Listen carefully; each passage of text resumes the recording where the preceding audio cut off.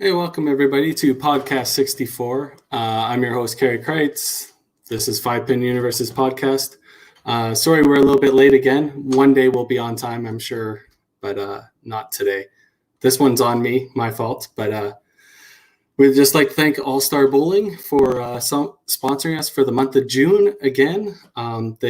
This wouldn't be really possible without them, and we appreciate it very much. Thanks, Shelby and All-Star Bowling. I'm just going to run their commercial, and then we'll get this thing kicked off.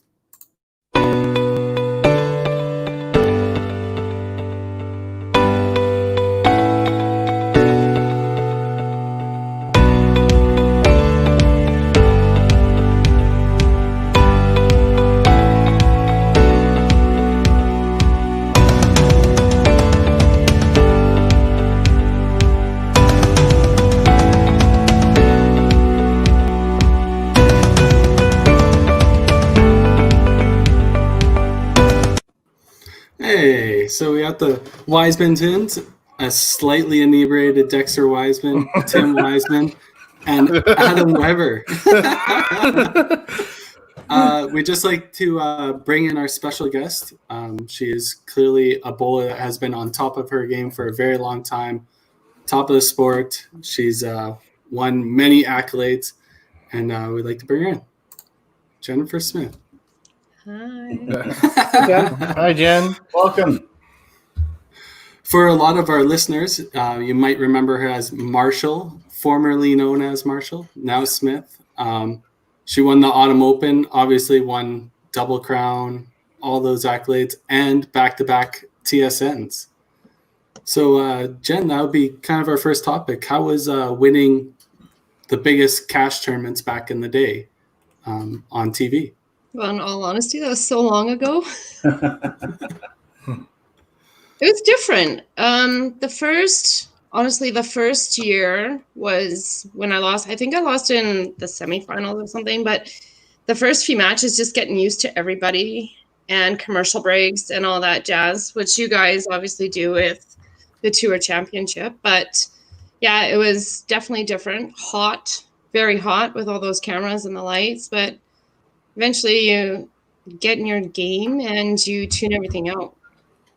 Did you get much practice time before your matches on that set of lanes, or was it a practice session off air or whatever? Practice session aside, it depended which house we were in, because we started at one center, but when we switched to the other center, it was brief, a few minutes before we went live. Whereas at the first center, my first few years, it was different because there was actually the way it was set up. They had a set on the backside that you could practice on. Okay. So the second or the later ones you're at, was that in Calgary at Frank Sisson's? No, Aurora. Oh, okay. It was still in Ontario. I think I only played Sisson's once, to be honest with you. That was the last few years, because it was only the last few years that it was there before it was cut, right? Correct. I remember being in the pit there with you. Yeah, for the first few times it was Markham, and then they switched to Aurora, and then they brought it out when Frank Sisson started doing the 10-pin. Okay. I didn't know that. Yeah.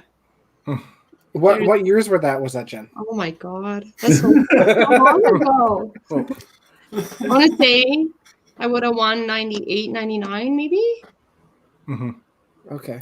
And which year did you win the Autumn Open, Jen? Oh. I don't know. Still at Toppler. All these things we should probably know before. 2006 maybe? 2009? Oh, okay. So a little ways after the TSN wins. Yeah. Yeah. Well, there's even the relatively big gap in between. Which one was your open wins, or no, your Masters singles? Yeah, 20 years apart, which is incredible as well to be that good for so long, or be able to find it. I guess because for the most part, I guess you would have been playing more of the team side of Masters.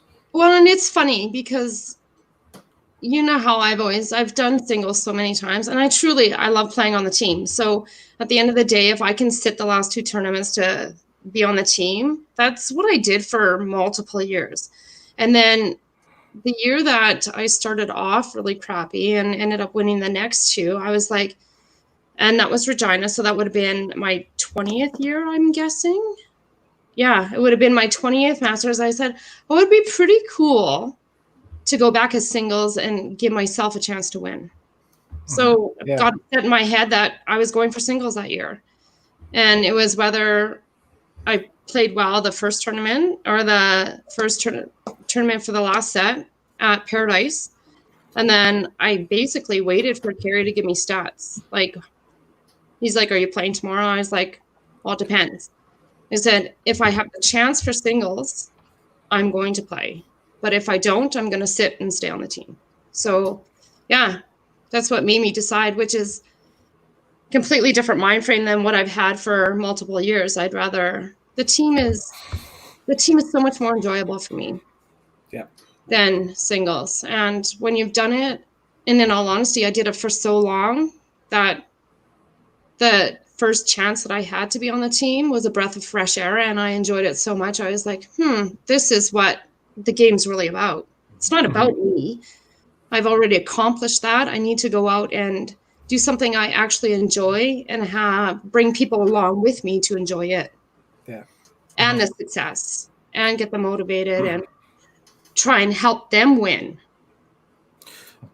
Jen, I do have a question for you. When you won in '97, both for Masters and Open, that doesn't happen that often. Do you ever look back and think that's pretty incredible, or you're just like, what, just another day, or like, how you normally are? Well, so in all honesty, Jim, I was like, because there's only myself and Bobby Herman that have done it. And you did it the same time, same year. The exact same year. Yeah. So, and this was the thing that after him and I had won the Open, and him and I had the opportunity to represent each province at Masters, we just had that conversation that night. It was like, would it not be cool to set a record that most people won't ever do in their lifetime? Or even have that chance to do? And Bobby was like, it would be pretty cool. So him and I kind of, and I know it's not same province, like really at the end of the day, I was playing with somebody else from my province, but we're also talking about setting records. So of course, Bobby was behind me, I was behind Bobby, and encouraging him all the way to help him succeed at doing something that probably will never be done again. Like Adam, you have the chance to do it, and in the guys, it's a lot harder. And especially in this day and age, it's definitely a lot harder. I can't seem to get that singles title from Tim. I can't seem to get that singles title from Tim either.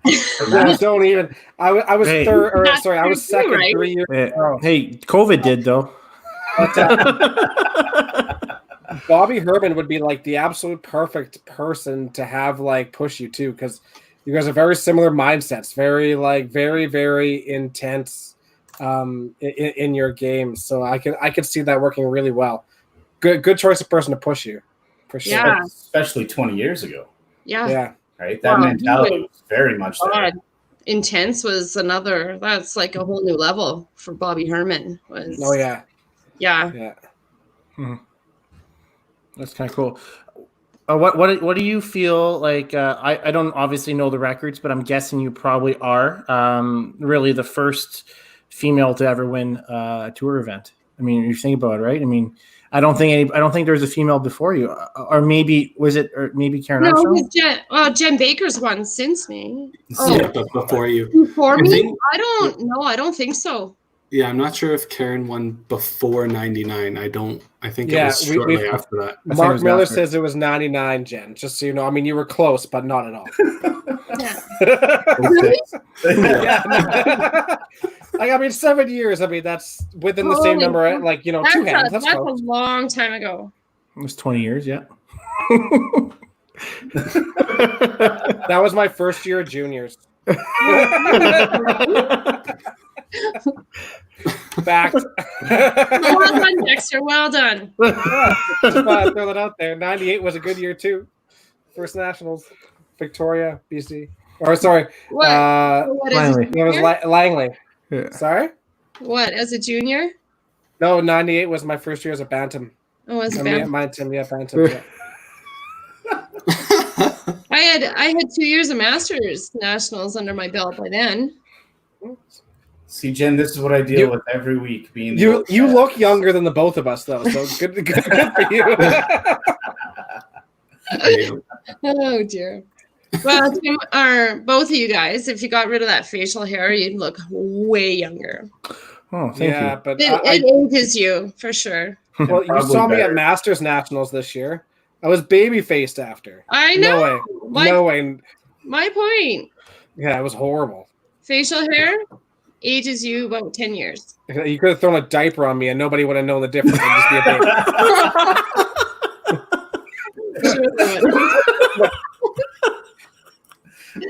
Never happened. I'd make a comment, but I'm gonna refrain.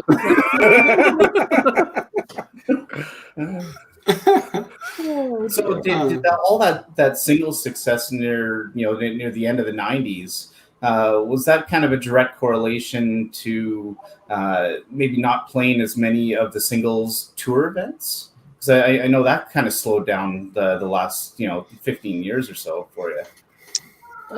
More so, yeah, it does. Like, the only thing I honestly truly play is the Autumn Open.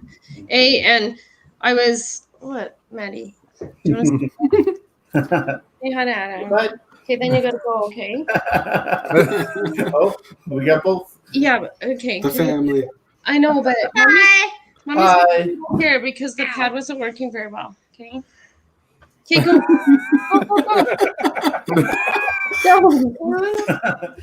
So I know. It's not the first, it won't be the last, Jen. Don't Yeah. worry about it. No, honestly, Adam, it actually became that my whole world was bowling, and I just decided it was time to take a step back and use all my vacation time was bowling. It was going to tournaments, playing the Open, playing Masters, TSN, all of it. So it was just, in my mind, it was time to just take a step back. And I had been so successful. I had accomplished pretty much everything I wanted to. And it was time to just say, hey, there's more to life than I'm going to experience other things and use my holidays in other ways. Right. It makes a ton of sense. Totally get it. Yeah. It's hard. There was a lot of years where I chose not to go to like Regina or tournaments like that because, I openly struggled in Regina to an extent, and a lot of it was in my head. But if you don't play well, that's a $1,500 weekend for bowling, right? Well, and that was the thing. Like back in the day, honestly, you could qualify and you could make it actually worthwhile just even qualifying. And then it came to the point where you weren't even getting the entries that, if you qualified, you had to make it to the fours to even have like your weekend remotely covered. So I was just like, there's just a little more to life than just donating or putting all my money towards bowling. And that's for sure. kind of where I fell back. And then it came to the point where then I met Mark and we started doing other things. And instead of playing instead of playing the Open, I went to Vegas with him for Worlds because his Worlds were the same time as Nationals would have been for us for the Open. So I was like, it totally became one or the other. And I chose Masters for a few different reasons. We're family. Us women there's 4 of us for the most part that have played together for years. Yeah. Whereas the Open, my dad was so involved in the Open, and it truly, after he passed, it truly kind of put I don't need to do this anymore. My time is better spent. And I came back the year after when Tracy moved here, and that was like, no, Graham, please go. That was 5 years after my dad had passed. I came back to the Open, and I always told Tracy Smith that if she moved to Calgary, I would play. I didn't tell her I would play consecutively. I told her I would play. So I did come back for 1 year, and it wasn't the same for me. I think because my dad's involvement he was so present. Like, he coached us. He was my world when it came to bowling, and my drive and desire for the Open truly died when he passed away. Like, it just wasn't the same. Whereas he wasn't involved in the Masters as much. Love you too, bud. He wasn't involved as much in the Masters, so it was easy. And like I said, those girls became my second family. If I play with them for year after year after year, you get a 1-person switch, a 2-person switch, but the majority of the time it's the same girls. But I really think that's such a great thing that we have in Alberta for Masters anyway, is that like we are super close knit. I mean, every time we have a tournament, everybody all goes out to dinner together after, and we all hang out, and it's I think it plays a huge part in our success. But we're just super fortunate for the community that we have. So yeah, I totally understand what you're saying, for sure. And it's not just your women, like your women and your men, truly, they mingle. We mingle at tournaments. We mingle outside of tournaments. Like, I've got my favorite 5 that, we still do barbecues. We still do that kind of stuff. I don't, Matthew. Oh, please. Get Mark to rile them up. Holy. Oh, that was out of here. And it's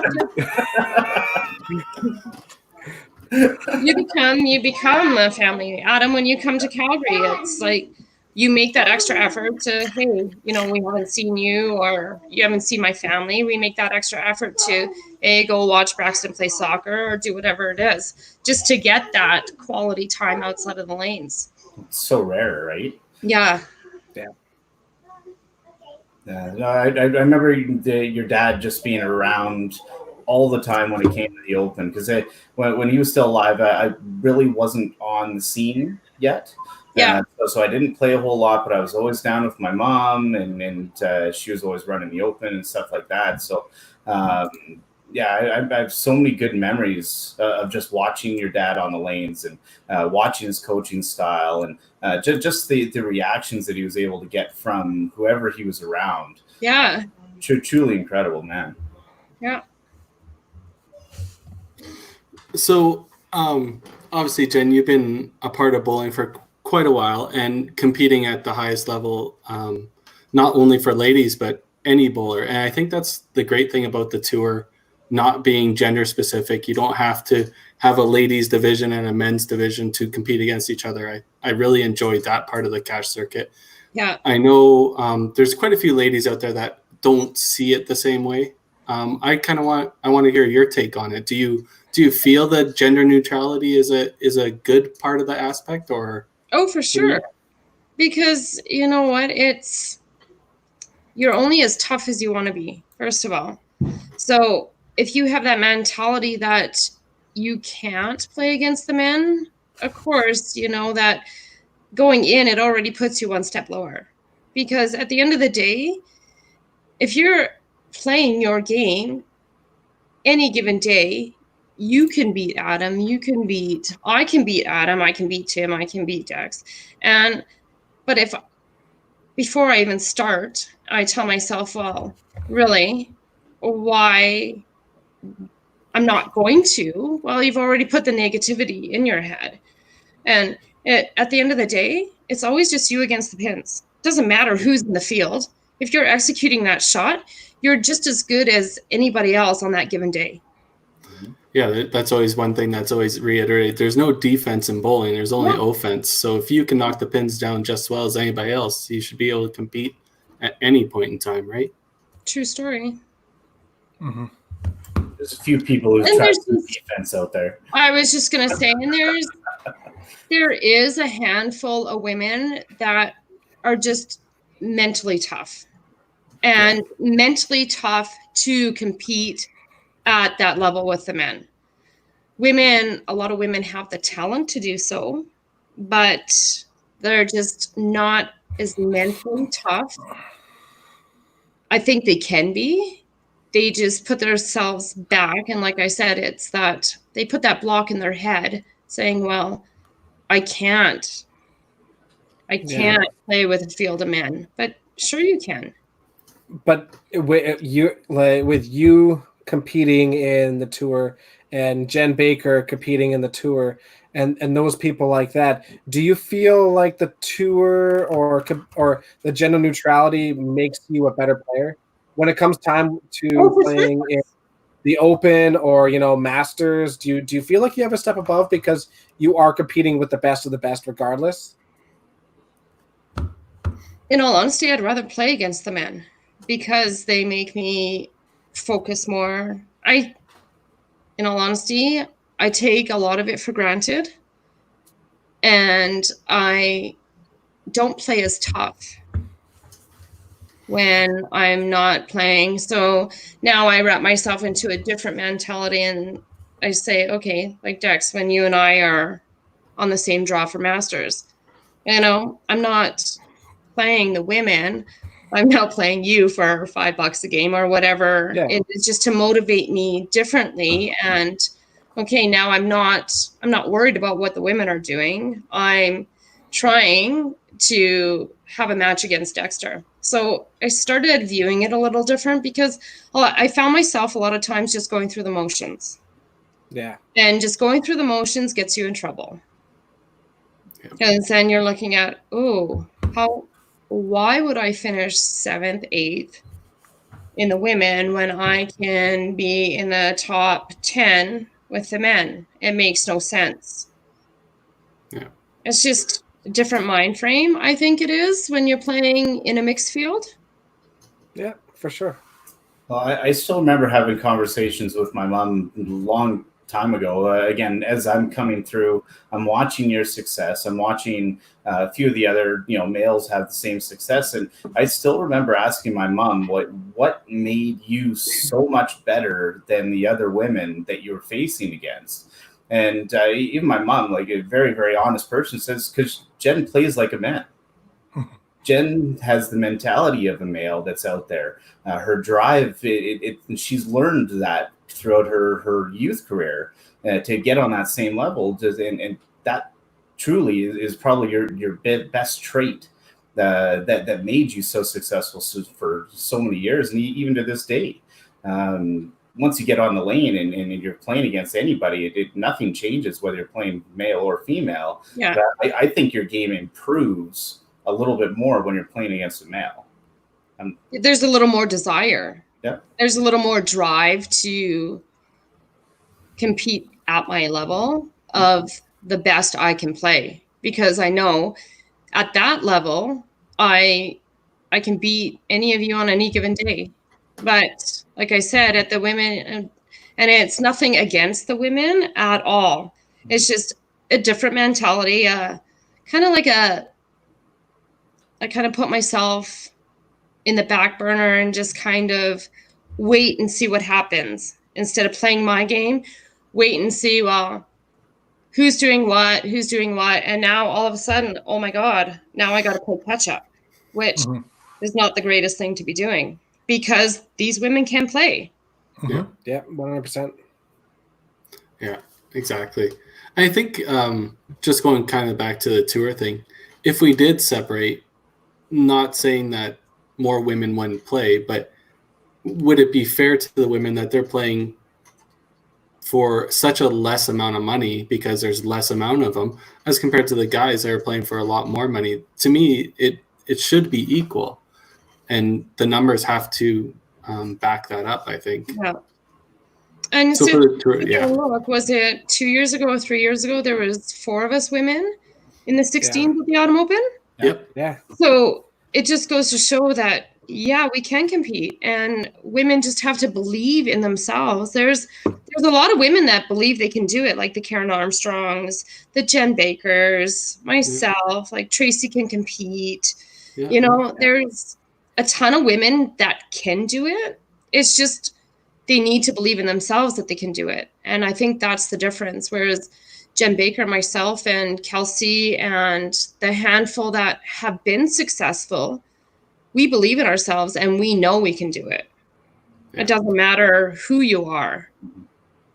Well, I remember the one year TPC was still at Collingwood. I think almost half the field of 32 was ladies. Women, yeah. Yeah, it was crazy. And like their qualifying number, like the amount that tried qualifying was a lot less than the men, but they still made up half the match play field. Yeah.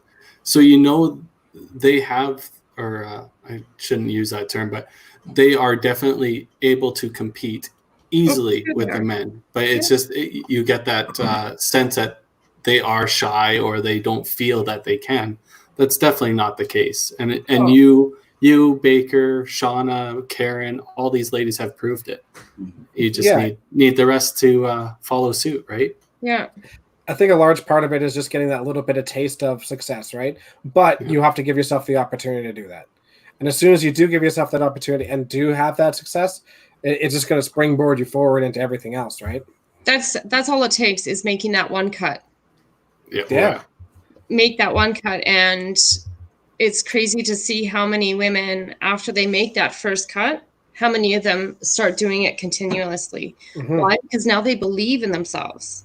Yeah, exactly. So Jen, going with this whole thing, you've been part of bowling so long. We dredged up some old footage that you were a part of some stuff here. And we just want your take. I'm only going to show a couple minutes of it, but let us know what your thoughts are on this. See if I can grab it here. Oh, the bowling in the school. Look at Shanice, hey? Yeah, Robbie. He hasn't aged a day. Same hair. Yeah. So how was it to be asked to be a part of something like that, to get it videoed as an instructional video and all that good stuff? It was actually pretty cool. It was pretty special, right? When you think about it, that they're playing this for bowling in the schools and a teaching technique. You're like, wow, out of all the people they could have picked, you're kind of like, well, why me? Well, I think you and Robbie were good selections for sure. Perfect. What was the whole process behind that? How did it all come together? To be honest, I don't even know. All I know is it was multiple days with Tom Patterson after a Saskatchewan bowling school that Rob and I stayed a few days after to get the video done. But it was long days, and it's all the pausing and like the technical stuff. I've never actually done so much technical stuff as it comes to bowling. I'm not technical. I'm not. Like, how many cameras did they have on site? No, was it just the one? Just a few, yeah. It was like very simple. Someone actually with their VHS their VHS camcorder recording the thing. It wasn't Sorry, Jen, what's VHS? I forgot. You were in diapers. You were in diapers when I was filming that. I probably was, yeah. Yeah, exactly. Yeah, that would have took a long time with only one camera. You gotta stop to get the different angles and the different shots and Back in the day, eh? And Tim Dexter, I still have the VHS of it. Oh, that's good. Yeah. That's good. Somewhere, but I still have it. It wasn't on video disc. Do you still have a VCR to play it though? No, that's the problem, right? You need one of those things that you can burn it onto a DVD or whatever it is. Yeah, for sure. Send it to Kerry. He's into all that. No, not at all. Super good at it. Very good. He's got lots of time on his hand right now too. I can tell you definitely I don't have a VCR, so we're already out. Can't do it. You barely have internet. Yeah. That's also a fair conclusion. Just think, tax season will be over soon, Kerry, and then you got all this extra time. You'll have all this money to go buy a VHS. Oh, man. Right? Or a dubber. Right? No, you remember my last two seasons? You probably have to go to a pawn shop to get it, Adam. I don't think so. He lives in the town. I don't think it's even. But you can get those combos, right? So that you can get that, right? A DVD cassette, a VHS combo. I think they have those machines. Yeah, but no, you need actually one of those converters. You can do that, but then what good is that? Do people still have VHSs? We'll work on this. We got to get bowling content out there. Maybe we can make some new stuff. I don't know if Jen wants that out in the world again. The hair. Oh, right. So, speaking about old people, Robert Gallagher says that he does have a VHS. So, shocking. So surprise. The ladies are going back to Stettler this year for Masters. You can bring it, and all the ladies can watch. No, it. you guys are in Stettler this year. Oh, we're in Stettler. Oh, dang! I was really hoping we weren't going to play there again. Robert, book us in. It's a bad scoring house. We want to play somewhere else. No, Innisdale is a bad scoring house, according to what you guys put up. It was a challenge. Matt, the Open was tougher, I heard. So that's what it was good for some people. I shot a 300 in my game 8, and I moved up like 17 spots to come in third. It was tough. Yeah. How are you finding the family balance when it comes to bowling? Well, definitely, like I said, limited time. I'd rather, like I said, I'll play the Autumn Open because it's here. But then we've got Masters the following week. Then it's a few weeks, and then it's TBC. So and it's unfortunate because now the numbers are there, and it's the perfect time to be playing because it's actually worth something. But timing wise, like I said, typically November we go away, take the boys away, and especially after having back-to-back weekends of bowling. And I'm grateful that the Autumn Open is here, and every second year Masters are here. So I'm typically home, but I'm not home. I'm still bowling, but at least I'm here for the kids at night or in the mornings, or I'm not away all the time. And that's the one thing, I don't want to be away all the time. Yeah. I want to go watch Matthew play YBC. I want to go watch Graham's soccer games. Like, it's just, that's what my priority has become. Yeah. However, I do appreciate my time away. And I find that my weekends away bowling are more enjoyable. Actually, I have more fun doing it, if that makes any sense. Yeah, oh, for sure. For sure. I think Bonnie's in the same boat. Yeah. Well, you've made so many good friendships over the years, and that's the only time that you have a chance to see them, especially if you're not playing the Open Provincials or the Open Nationals. Right? Yeah. So it's trying to find that balance. Yeah. Gives you a good opportunity to get away and just forget about life a little. Just give me like 15 more minutes, okay, bud? Yeah. Graham, enough. You have no clothes on. No. Where are you? We're gonna get shut down. Oh yeah, we're gonna get flagged. Some podcast will be gone. Hey? Yikes. Yeah. So no, it's definitely more enjoyable, my weekends away. Of course, I come home and I realize how much I miss them, but to actually be gone and playing I enjoy it. I don't stress myself out as much doing it either. Right. Like I said, it's now become my time. Whereas before, it got to the point where it actually was a chore to go do it. Yeah. I did it because I still wanted to compete, but at the same time, I didn't want to be there, but I wanted to be there because of the people. If that makes any sense at all. We struggle with that on a regular basis. Like, I always, we all know exactly what you're saying. Yeah, so I don't blame you on that by any means. Yeah, we've got to find a middle balance sometimes, and with everything going on, you feel obligated to show up and participate, right? You know, there's limits what you got to do. So I think at one point, I mean, there's gonna be a point where I think both Carrie, Dexter, and I know Adam's taking some time for himself, right? I mean, but we got to figure out time to maybe figure that out at one point down the road, right? Well, So, and it's true because you know what, you get so wrapped up, and with you guys all being so involved in the tour and other stuff, it's hard to take a step back and say, oh, I just want this weekend for me, because you're busy giving to the sport.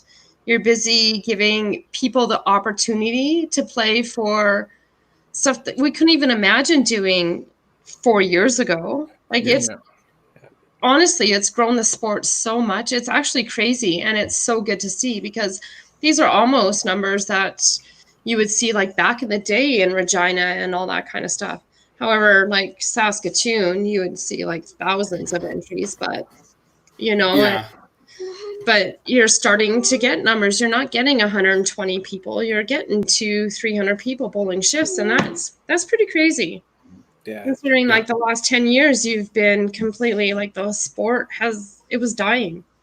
Let's be honest. It was dying. It just wasn't, you see it, you also see it enough. I have that same conversation with Tim twice a day. Enough. But you also see it in like other provinces, like in their masters and stuff. They're struggling to keep the game alive, and it's sad, but at the same time, it's the reality. And I don't know what other provinces have to do to get the involvement. Like Newfoundland's come a long way the last 2 years doing what they're doing with their little tour that they've got going on. But it's driving bowlers to play. And it's all about working together. Yeah. And we're super fortunate where we are, that we all seem to get along. We work well with the other proprietors.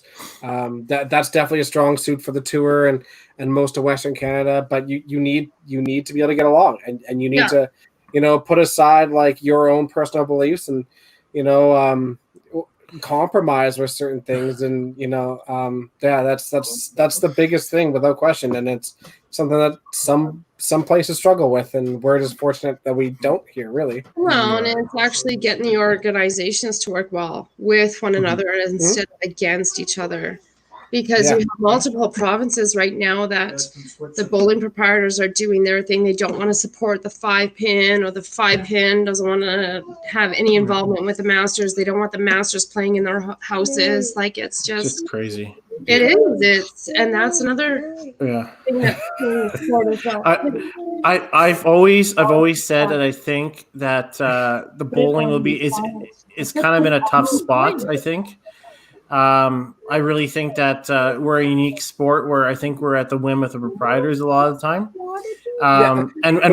And whether we agree with what they want to do, at the end of the day, it's their private business, and they'll figure out what they want to do, right? And so I think it's up to the associations to work with them and try to make things work. But it's tough, because I think we've all been there before, where I think we've all had great ideas, and we maybe approached them, and maybe it hasn't gone the right way, or maybe we haven't approached them the right way, and we get shut down from it. But I think there has to be a middle ground. If the proprietors aren't bringing anybody in for bowlers, there's no associations either, right? So I think associations have to work together on drawing bowlers in that aren't bowling, and then helping maintain them. But like I said, like, the relationship is real tough.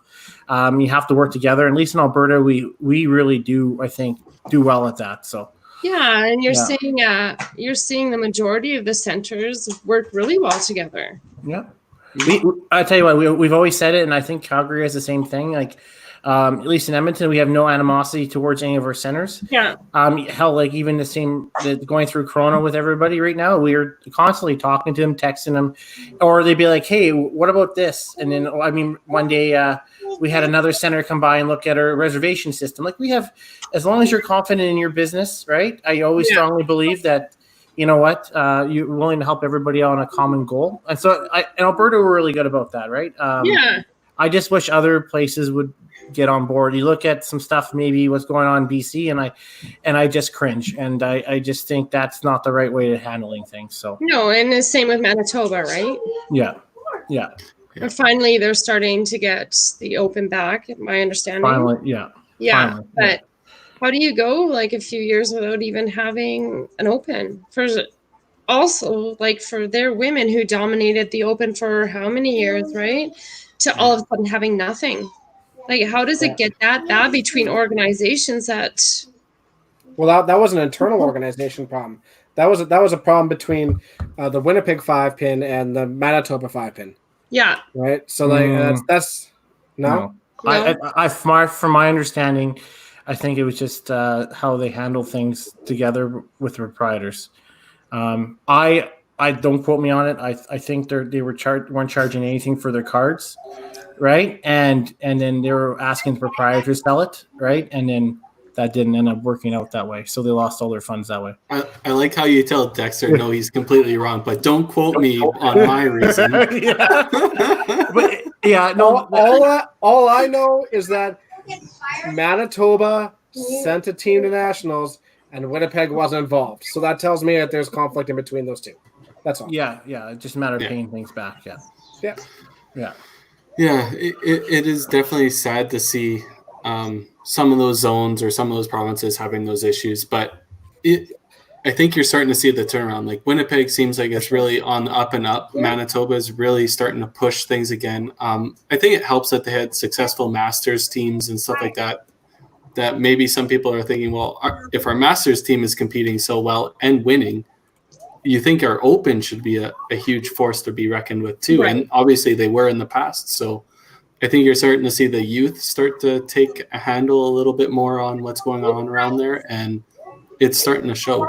And truly that's what needs to happen. The youth need to stay involved. But at the end of the day, we're lucky in our men that our men are staying involved.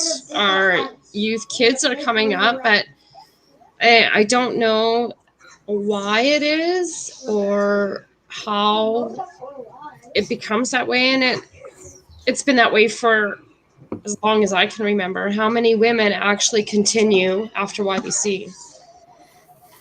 Tons. And it's very obvious, like in Alberta, right? You have a lot of young talent that just doesn't. I get, yes, they're going to school and yada, yada, yada, but where the guys are going to school too, but they still have, I guess it just goes to show the drive difference between guys and girls. Priorities, education, but guys make it happen. And I don't know what it is. I understand when family's involved because a mother's role is a mother's role. And at the end of the day, it's boys, kids, boys, girls, they depend on mommy this, mommy that, it doesn't matter. And until, especially at the young age, right? But for girls going to university and stuff, I don't understand where it gets dropped. Because I know I can, right? Like I educated myself, I worked full time, I still bowled, but I also had the drive and desire to do it. Yeah. I wonder if if intimidation factor is something that plays in. I don't see you as a person who's intimidated by anything. But I know there's a lot of girls that can be. So I wonder if that plays into it and if there needs to be some sort of bridge in between YBC and the adults. I know Ontario used to run Yabba forever. I wonder if that would be something beneficial for our younger bowlers. We're fortunate where we are, where we seem to have brought in a fair amount of younger bowlers into when it was running our Wednesday match play league. Our Sunday match play league is usually pretty decent for that, getting some of the younger bowlers in. So at least they know who the people are and become comfortable around them. So that's the thing. We have them playing league here. Like they're playing league. You just don't even our numbers for the open are lower. For especially they didn't even know if they'd have enough to do a ladies and mixed team this year. That's what I mean. Like your numbers until the last week, their numbers were super low, right? Yeah, it's crazy. I don't know. We have a problem out here in I won't say the center, but there was a center out here that really had a really dominant amount of youth that continue to make nationals a lot of the times. And I felt, and this is sort of why maybe I think our association's taken the ball and try to run with it a little bit. But I felt like there's a lot of great players that came out of that center and they never continued, right? And so it's whether and the proprietor wasn't really asking them. They just graduate, say thanks for your, your 18 or 19. Thank you for going on and moving on, right? So I think it's part of our job to go and try to talk to these people. I strongly, and I'm not trying to give Adam a big head, but I strongly would never play the Autumn Open if Adam didn't personally talk to me about it. Like he texted me one day or messaged me and said, "Hey, you coming up the Autumn Open? I haven't played in a few years." And yes, I've always done it now with everybody because I think that personal contact just from somebody that you didn't really know or somebody you might have looked up to. I don't look up to him now. I think he's a jerk, but it goes a real long ways, right? And I think that's where people are missing and a lot of the things. I make sure I talk to all my youth. We try to encourage them, and I think that's the way we have to do things. Well, and guys do amazing things for your YBC program to begin with. And honestly, it's not just us. If Palmer's been on here, he's here, and when his kids were playing at Bonnie Doon, we never once said, "Hey, you know what? Come to Sherwood Park." We said, "Hey, if your kids need help and you guys want to bowl, we're always more than happy to help you out." Yeah. Right? It's a community. At the end of the day, like I said, we all work together on things, and I think that's what's really lacking in our sport with developing and carrying the kids on. I think there's a lot of ladies especially, and I hate to say it, that maybe they don't feel welcomed or they're nervous maybe, and maybe that's it, or maybe they're unsure of their confidence, right? And if we can help balance that and push that forward, right, I think it's a huge thing. Right. Oh, that's good. Yeah, Pam just kind of chimed in here. They said that Center Growing Up paid for the master's course for the top male and female graduating out of the YBC program. Yeah. So obviously that's giving back. That's also introducing them into the adult ranks on the master side a little bit, but obviously getting them introduced into that stuff. And that was one thing I know I grew up in a smaller area than you guys did, but our center had a Monday match play league, which was pretty strong. We had Gino, Mark Jackson, a lot of those guys, but they went to the YBC and they asked the seniors if they wanted to play, and they'd come in as C or B bowlers or whatever. And then all of a sudden they're the ones playing in that Monday scratch league, right? It's keeping or getting your more competitive bowlers, introducing those YBC into these tournaments or to these leagues to keep them involved, right? Mm-hmm. Yeah.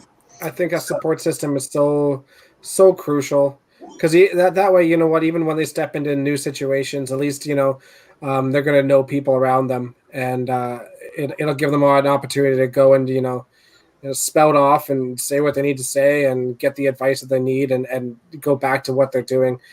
I think that's crucial in our game, and I think we're doing a decent job in a lot of parts of it, but there's always a lot of things that we could do better. You look how young the tour got, eh? Carrie doesn't have stats on it, but you can tell that we're kind of some of the older statesmen, or at least Adam is for sure now, right? And but it's crazy.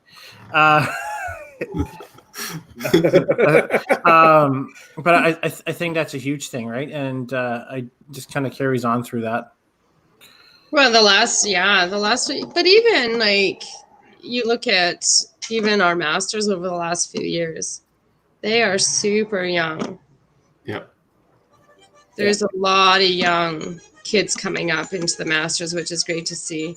And like I said, I don't play many of the other tournaments, but there's a lot of faces that I didn't recognize this year qualifying for the Autumn Open. Mm-hmm. Yeah. Perfect. Well, there was an extra 60 some entries, right? That's a lot of people that just showed up and that didn't play the Autumn Open before and stuff like that. So yeah. I truly believe it's almost the group that you're within in a YBC, right? It's not a whole lot of one-offs that kind of continue with it, with the sport. If you have a good group of 5 or 6, or you've had some success at say at a provincial or national level, it almost seems like every single one of those players kind of at least continues into an adult league, at least for a year or two. Yeah.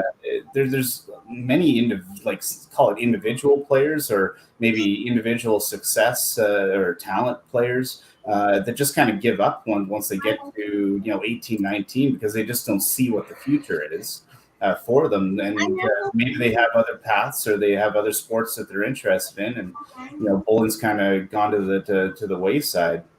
Yeah, but definitely has been a bigger push recently, and I think a big part, especially in Western Canada, is the Pro Tour, because it now gives that extra little push to maybe continue. They're starting to see some money.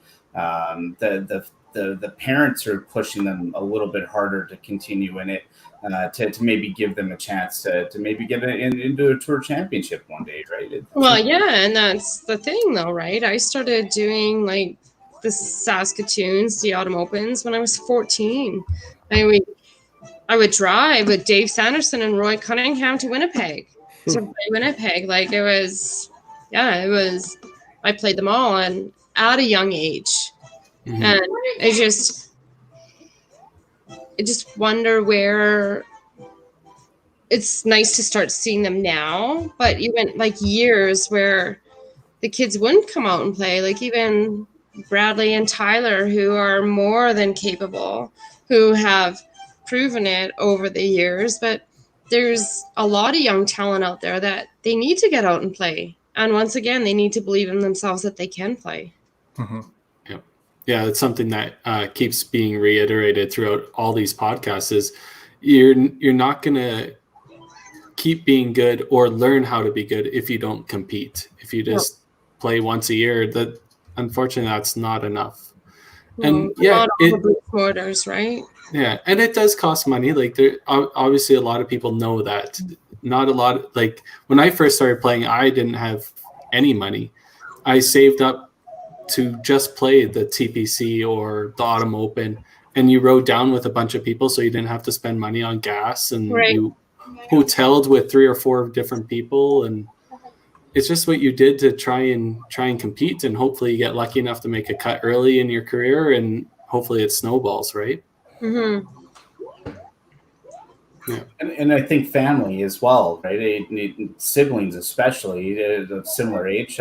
Obviously, Tim and Dex, they grew up together and played at a really high level together, and now they're continuing that success with yourself and Pamela as well, right? There's so much success there that, and of course, your parents as well, pushing. That you guys kept going with it, but as an only child syndrome type thing might play a big part. I wish I knew that with Rich, but he's just not very good. But but I really think there's a huge family part. If there's not a big push, a lot of kids won't even get into bowling unless their mom or dad are into it, right? That's true. It's such a great sport. Yeah. Yeah, we got super fortunate when we were kids. We had we got put into YBC when our parents got pissed off with indoor soccer because they were being forced to pay to go watch, and they were pissed off about it. So here we are. We joined YBC, but we ended up being around a good core 5 or 6 guys that we just grew up with the entire time, and just push each other. And like when one person got ahead, the next person tried to catch up really quick. And that was like Nick Abdemiritz, Derek Gall, William Sutherland, Marty Amarkuluopa. Like Matt Cole. We just became such good friends that we were family, and we would just push each other continually. Only a handful of us still continue to play, but we definitely all played right out of YBC for a little while too. The other people, life took over, and Nick became a doctor, and Marty became a garbage man.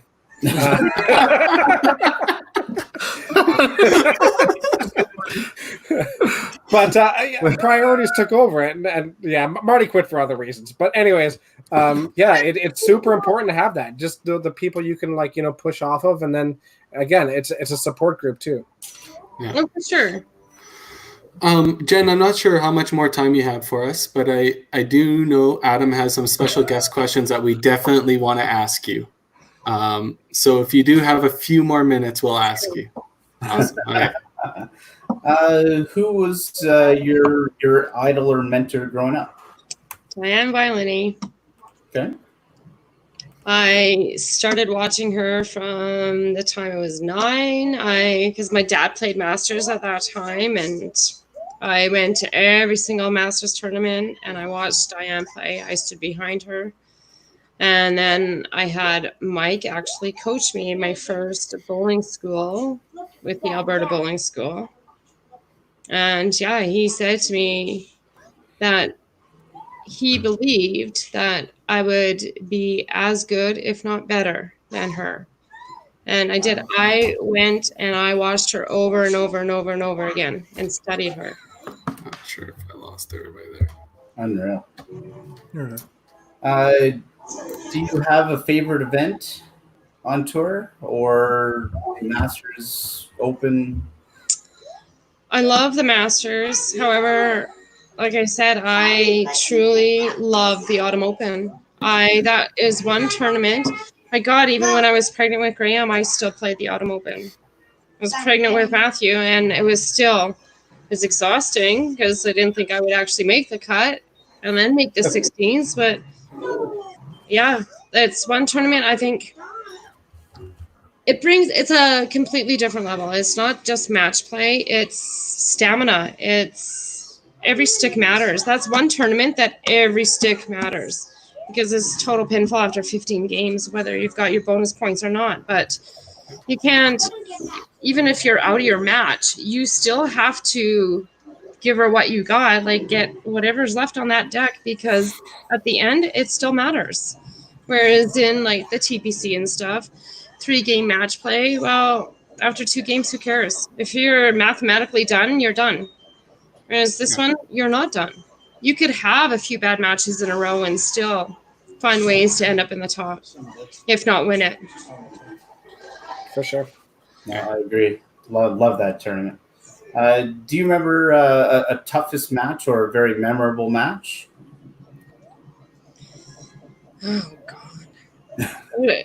Actually, I do. It was the last match, the year that I won the Autumn Open on 7 and 8 against Mark Jackson. It was I had Bruce Mortar, I believe, the match before that. And then I had Mark Jackson. And it wasn't about winning that match. It was having everyone behind me, because apparently at that point I already had won. I didn't know I had won. I knew I was right there, but I thought that match mattered. But having the support of that many people was absolutely crazy. 7 and 8 out of all the places in top of all. 7 and 8. 7 and 8's okay. It's 9 and 10 you got to worry about. Yeah, at least you got the wall to the right hand side. Yeah. Yeah. What's in your arsenal? What's bowling balls, shoes? Well, I got the R78s for bowling balls, and I was a big fan of Dexter's until I had to retire them because there was just nothing left in them. Believe it or not, I know you guys have problems with them and you're getting rid of them every few years, but yeah, I probably had them for 10, 12 years, 2 pregnancies, and they just, there's nothing left support-wise, so now I got the Nikes. Okay. And would I go back to another bowling shoe? No. No? No. Always said I would never convert a runner, but now I won't go back to a bowling shoe. They're just not made the way they used to be either. No. Yeah. I agree. Agreed. There's just something with a little bit extra stability into it, like a formal bowling shoe that, I don't know, I can't seem to make the transition myself. Yeah, I was actually really surprised, to be honest with you, how comfortable they are. Definitely appears to be the trend. Yeah. What's left on your bucket list? That's a good question. Twins. Can't be 10 out of 10 do not recommend. What's left on my bucket list? I honestly have not thought of it.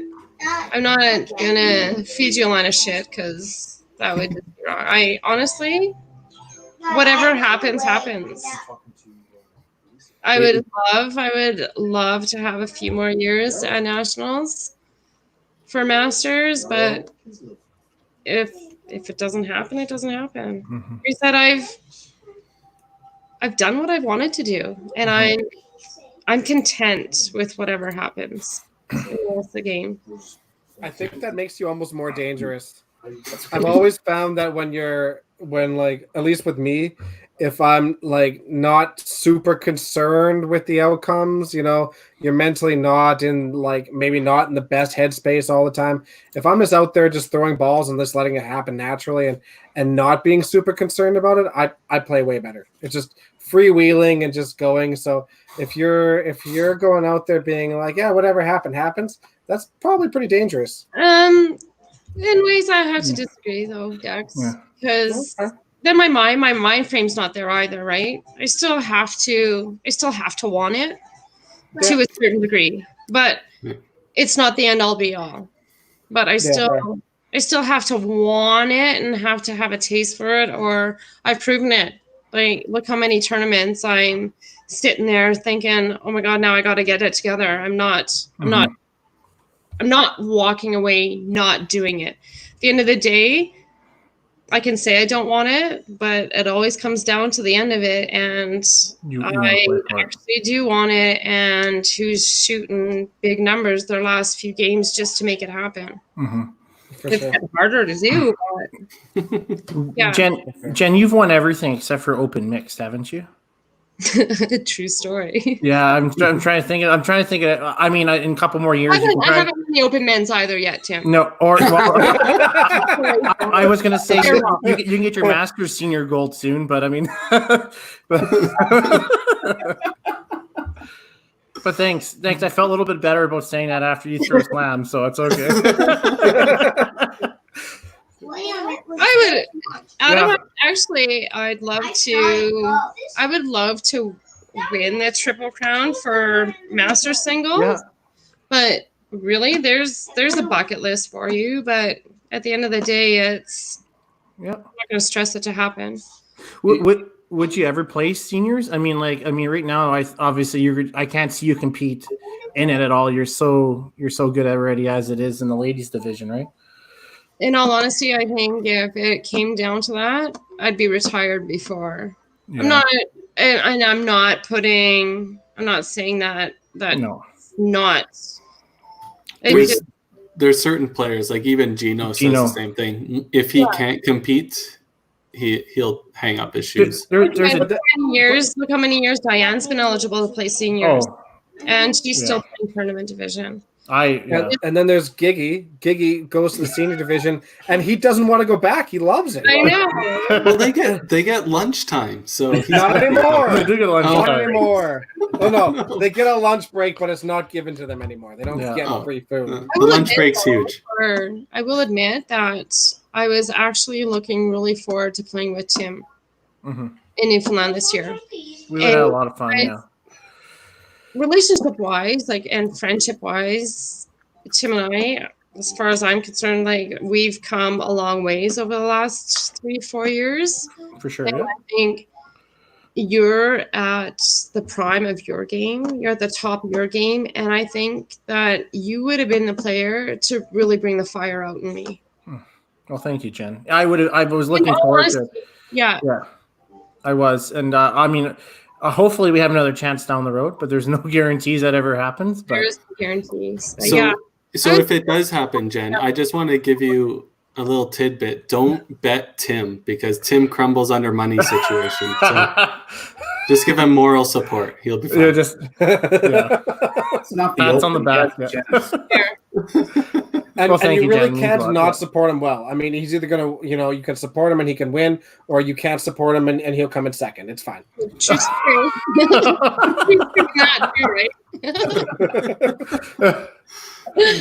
Third time's a charm. That's what I would think. Yeah. If there's one person, past or present, that you could have a challenge match, with, or maybe somebody you didn't have a chance to play a match against? Who would that be? Oh, goodness. It's tough to say because, like I said, I started the money tournaments so young that I can't say I haven't played them. I've played them. Right. Good chunk of them for sure. Yeah, I don't. What about any of the new stock out there? Would you want to play against anybody up and coming? Well, I played Bradley last year at the Autumn Open, and that was a great feat because, it's just like one of those, like, I roll, so I'm going to get my arse whipped here. But I managed to dig it and figured out how to throw strikes against him, and it was pretty awesome. Trying to think, like, for the other, I think Bradley's very intimidating. But to be honest with you, he's just loud till you actually see him. There's nothing to him. You can't see him. Yeah, exactly. Only hero. Translucent. Hero. Yeah, I don't know, Adam. That's a good question. I don't know who I would want to play in a match. I don't think I've ever played Diane Violini, to be honest with you. No. I don't think I have. I don't think it's ever like come into like the Open back when I was playing. I don't think it was ever her and me in a final. And I wasn't really playing a whole lot of cash events. No. At that point, so. No. Well, you found an answer. Yeah. All right, so Di, perfect. Do we want to field the question from the crowd? Yeah, sure, we can. From Len Anseth. Wrong Sorry, answer. this one. Wrong answer.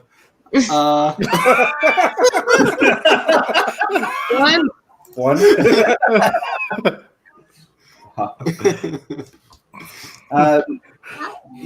As everybody's been I mentioning, was devastated. Don't doubt it. No, yeah. What's the next step in our sport? What's an improvement that the sport needs, or the WCBT can help with, we can help with? Well, like I said, I think you guys are in the right direction and doing everything you can do. It's just you're doing great things for our province. It would be nice to see, and like I said, Newfoundland's taken the same thing and they're going with it. And look at the success that's coming out of Newfoundland. Look at the players they're starting to get, and it would be nice to actually see other provinces maybe start doing the same kind of thing and really pushing involvement in the sport and getting people to work together. Because truly, until that happens, it's going to be a dying breed in Ontario and BC, and like they're fighting for numbers just to get teams together. And it's not only for the Open or Masters; it's for everything. You don't have them coming out to cash tournaments, like besides the Ely's and that clan that's coming now, and Jordan last year starting to play these tours. Yeah. You're not getting them, right? And it's sad to see. It's a fairly select group that always comes from BC, but you don't see too many new ones that they're trying to drag out with them. Like I know King came out last year. I think he's come out a couple of years in a row to TPC. So there is some of that going on. We'd like to see a lot of the youth come out from there, but it's kind of sad. Lower Mainland's already lost 2 more centers. I think North Shore closed, and I think where Burnaby closed, Old Orchard, and then obviously Willowbrook closed down. So Willowbrook closed last year, right? Very, very scarce. Honestly, I know Jason Kennedy listens to the podcast. Get your PG guys out there. They have a great core of people up there, and they do a great job. Get those kids out there, because I think that's the only way you get the experience and get them better. Yeah, for sure. Well, Jen, if we don't have any more questions for you, we're willing to let you go. I know these guys have some obligations they want to for the end of the podcast here. So if you're wanting to head out, we'd just like to thank you very much for answering all our questions and giving us great insight. You're welcome, guys, and thank you. Thank you, Jen. Really appreciate. Always so good chatting with you. Just before you leave, the only other question, or maybe, is there any words of wisdom for the next group of females that are coming through that either you can help them prepare, or any words of wisdom from literally one of the best females to have ever played our game? You cannot make someone mentally tough. They have to want to be it. They have to work at it. And at the end of the day, it's about believing what you have and working with it and knowing that you can do it. Love it. Great. Oh, I just want to give a big hi out to Perry Gilliam. yeah, Long time no see, buddy. Good. Wow. Good to see that. Awesome. All right, Jen, enjoy your night, and thank have you fun to playing with you. your kids. Thank you to Mark for giving you the night off, and thanks for the kids for being so understanding. Thanks. Jen, you've been a personal mentor for many years of mine. Yeah. So, appreciate you doing this for all of us. Thanks, guys. All right. Thanks Bye, again, Jen. See you. Awesome. Well, that was great. She definitely had lots of insight on the lady side of everything, and obviously being a top competitor for a long time. Lucy's only here for Jen Smith. Sounds Well, all right. see you later, Lucy. Time for a new roommate. Hey, All right. So we're not getting through another podcast without Dexter's Rulebook Corner. So I don't have anything, so we might have to go to. Are we gonna do the spin the wheel again? We got to do a little rulebook roulette. Okay. I stopped on fouls. A foul is committed when any part of a bowler's person, wearing apparel, or object comes in contact with the lane bed, foul line channels, ball return, or portion of the equipment on building which are on line with or extend beyond the foul line, which is actually interesting because it also means if you touch the foul line, you don't have to be over the foul line. You just have to be touching it. Mm-hmm. There's your rule for the day. Wasn't there a submission to change that rule, Tim? Wasn't like chains and stuff, if it breaks, it's fine? Correct. So actually, it's really great that Dexter's here because Dexter is part of that committee to move that forward. I loved being on that committee. I gratefully put him on that committee, and he did a great job on it because everybody knows he does. He knows the book and back of his hand. So we have talked about it, and we moved it up as A5 to maybe see if we can change it. Where I think honestly, if somebody throws. If a pin falls in the gutter, like from your shirt, or a watch goes down the lane, is it really worth the foul? Like I see it kind of a dead rule, to be honest with you. But so we kind of just we moving that forward. Yeah, there's gonna be a little bit of a cleanup with it, I think. But thank you, Adam. Perfect. Actually, we might have just had another question come through the chat. Yeah. If you lost the ball and missed the ball sensor, is it a gutter or do you count the shot? The ball sensor is just part of the scoring machine. It doesn't actually the ball is still delivered. You physically, if the machine doesn't count the ball, you still count the ball because you know what physically happened on the game. That's pretty straightforward. Part about that answer is? You know what the best part about that answer is? You just unwillingly took over the baton.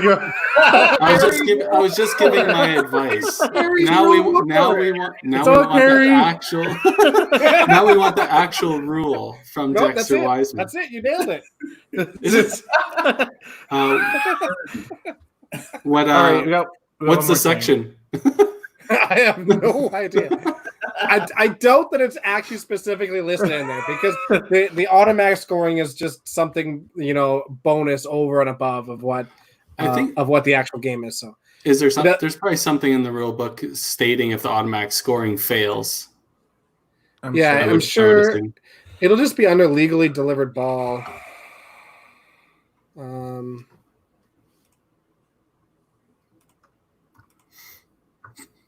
Anyways, to clear the dead space. yeah. So that's what it is. Rookie mistake. My bad. All right. We got one more thing, guys, don't you? Yeah. We got an official from Jim Head said he is legally delivered ball. There you go. Yeah. In the ball section. There you go. Legally delivered ball section. Yeah. It has to be delivered by manual means. A bowling ball now shall not be delivered in an overhand motion. This is interesting. A two-handed delivery requires that the ball be cradled in the hands with the two thumbs up position. So you can't do this way, two-handed. You have got to do this way. Well, I don't know about you, but how do you hold a ball like this? Just give it a flip. A ball may not be rolled to clear deadwood or balls from the channel unless permission is granted to do so. And any ball clearing, hitting or clearing a C5 approved lane protection device shall be considered a legally delivered ball. It becomes a dead shot. So, nowhere in there doesn't say anything. It's just the automatic scoring is something over and above. Perfect. So is there anything else you guys want to do before we end this podcast? Well, do you guys have any updates on reopening? No. Maybe Friday we'll find out more, probably. Okay. Yeah, because might be stage 3, might be stage 2. It's still a coin flip. Might be somewhere in between. And I'm still not convinced, Danny, that you'll make a comeback with or without alcohol. He wants to know who's on the committee. Oh, I'm for it. Danny, truthfully, this conversation did come up at Masters last year on our board meetings too. It's not happening anytime soon, but conversations have happened. Matt's asking if anybody knows where the rule of falling off the person goes on over to cause the foul. I'm assuming that came from like 1930. So no, Matt, we do not know where it came from. And that's the problem I have with the rule, and why I believe I was the one that actually brought it up to you too. It just drives me nuts because you gain no benefit. You're not there's it is. There's no benefit. No. All right, are we gonna do our obligations? I guess so. I'm only doing one. Oh, then Carrie, kick him out. I don't. Well, okay. See you later, too. Oh, we brought you back. You're good. I do not have, and for people that know, we got nominated to do some 3-shot challenge. I'm not doing one, but I will record a video tomorrow before the 24 hours is up, and I'll upload it. So don't worry about that. For my nominations, I am nominating Mitch Hoope and Nick Pate and Ryan O'Callahan. I've got a spiced Jaeger. We'll zoom in on this. Oh, okay. Spiced Jaeger. Jeez. And then Crown Peach. Just smell it. And then, because I have Crown Apple, I gotta figure out which one was which. Come down. All right, this is gonna be ugly. Thanks for the. Oh, who no? Okay, this is only I have 4 after this, so this one would have been Rob Wellier. Thanks, Rob Wellier. All right. 1,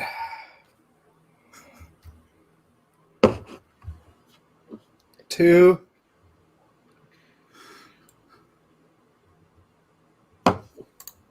3. All right. Yeah, thanks again, John. I don't do shooters, so I basically just scrounged whatever I could get up. I'm not going to nominate anybody because I'm not an asshole. That's a lot. Fair So I've got Pink Whitney, a spiced rum, and a butter ripple because that's literally the only thing I got. So, cheers. And it's left hand. That was actually a good call. Oh, it's terrible. That's what she said. Oh, that's what everybody said. All right. Oh, and beer. I'm only doing one. Okay, I've done all day. What is it? It's from Chata. Oh, that's not even one. Come on. That's not it's even like one. 4%. Oh, you should right. be embarrassed. Okay, hold up. A rosa there too, or Wow. All right, here we go. Pure pressure. it's terrible, Chris. Okay, this is I would have been pissed if I would have done shots of absinthe and then you did that. Yeah. Where's that? It would have been off. All right. I just did Sure. 3 All right. solid shots. This one. I'm just gonna look at comments. Okay, so this one for Rob Willier for shaking your head. Okay, thank you. Next. So that's a nominate. That's one for you. And this one's for John Moen. So thanks, John. I nominate you. Who's next to chime in? And honestly, I don't like Ryan O'Callahan, so I'll give him the one to Ryan. So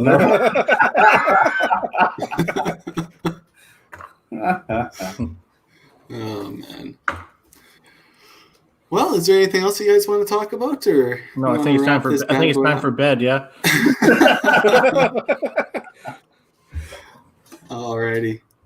Well, thanks guys for coming on and discussing that, and we just want to thank Jen again for joining us. Yeah, I know we've been super asking her influential. for a while, so to get her finally on is huge. So, Rob Shanis, just so you know, we want you on too, and we showed a video of you, so hopefully you give in to peer pressure like everybody else does. Yeah. If you want Rob Shanis on, message him for us, please. Yes. He's ghosted me. Yeah, that's right. Absolutely. Send in your request to Rob Shanis. Let's go. Try to and Seth too. He's been ducking us for a while. No, and Seth's in. We got him. And Seth is booked, so He's we're good. scheduled. Yeah. Yeah, just like Shane Chafe, he'll bail. Who's Shane Chafe? I don't even know who Shane Chafe is. Yeah. All right. See you later, guys. All right. Thanks, everybody.